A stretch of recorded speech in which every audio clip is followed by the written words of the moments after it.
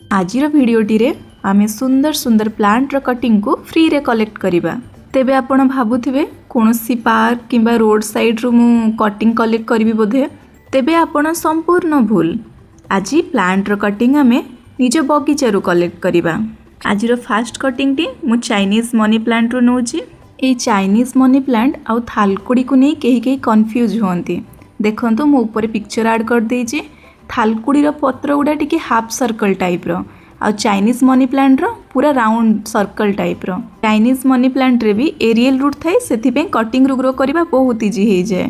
Second number रे हमें wandering जीव रो भी कटिंग नै जिबा। वांडरिंग जीव रो ए वाइब्रेंट कलर लीफ गुडा बहुत सुंदर लागे। हैंगिंग पॉट पई तो सबुठु बेस्ट हे थाए आ एरियल रूट पई प्रोपागेशन बहुत इजी हे जाए। आजिर थर्ड नंबर कटिंग को मो कालांचो गछरु नउची, जोटा कि गोटे सकुलेंट टाइप रो गछ। आउ शीत दिन रे एथिरे नाली, हलदी, गोलापी एवं कमला रंगर बहुत सुंदर सुंदर फूल पूरा पेंथा पेंथा होइकी फुटी थाए।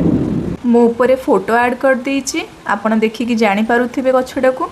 आजिर फोर्थ कटिंग को आमे डेविल्स बैकबोन गछरु नउचे। डेविल्स बैकबोन नाटा सुनिके टिके आश्चर्य लागुची बोधे। तो एहार डाल गुड़िक कौनसी पशु बा सापर मेरुदंड परी जिगजाक हेतिबारु एहाकु डेविल्स बैकबोन प्लांट बोली कहा जाए। एहाकु काटिला बेले एहार कटा अंश रे क्षीर बा रस टाइप रो गोटे विषाक्त अंश क्षरण हुए, जहाँ प्रति आमको सावधान रहिबाकु पड़िबो। जो लास्ट कटिंग आमे नउचे रोहियो प्लांट रो।